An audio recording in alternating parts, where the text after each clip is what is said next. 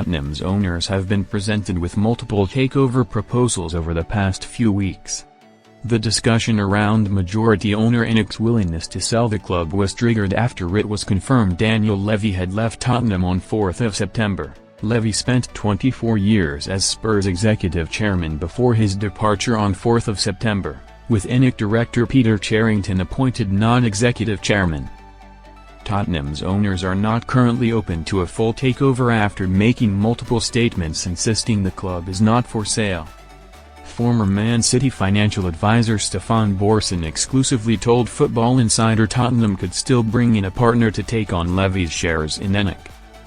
It was revealed last year Levy was in talks about selling a stake in Tottenham at a valuation of £3.75 billion, with the club being advised by bankers from Rothschild on the sale. However, Tottenham have now ended their relationship with Rothschild as part of their latest takeover stance. Speaking exclusively to Football Insider, Borson said, "It increasingly looks like they're not bluffing.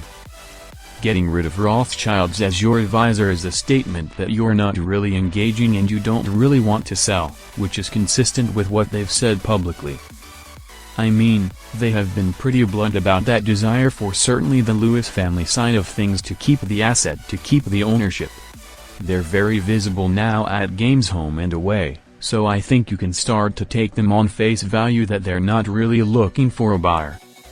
ENIC owns an 86.91% stake in Spurs, while Levy and members of his family hold a 29.88% share in the British investment company, and Joe Lewis Family Trust own the remaining 70.12%. Tottenham owners could agree Sir Jim Ratcliffe-style deal. Tottenham's owners value the club at around £4.5 billion following the latest takeover interest, but they appear to be unwilling to agree a full sale.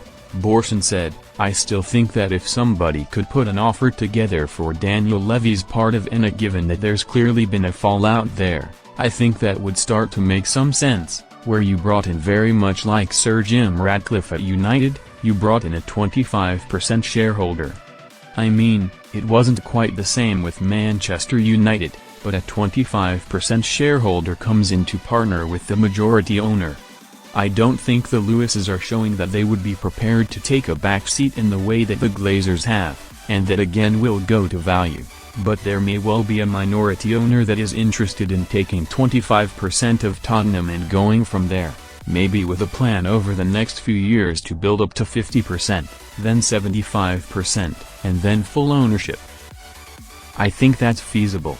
If the Lewises don't want to sell, then it does look like it's difficult for Daniel Levy and his family to remain as a relatively small minority. That does look like something that they're going to want to work their way out of and take the money." Vincent Ketchum is now leading the day-to-day operations at Tottenham after being appointed as the club's CEO earlier this year.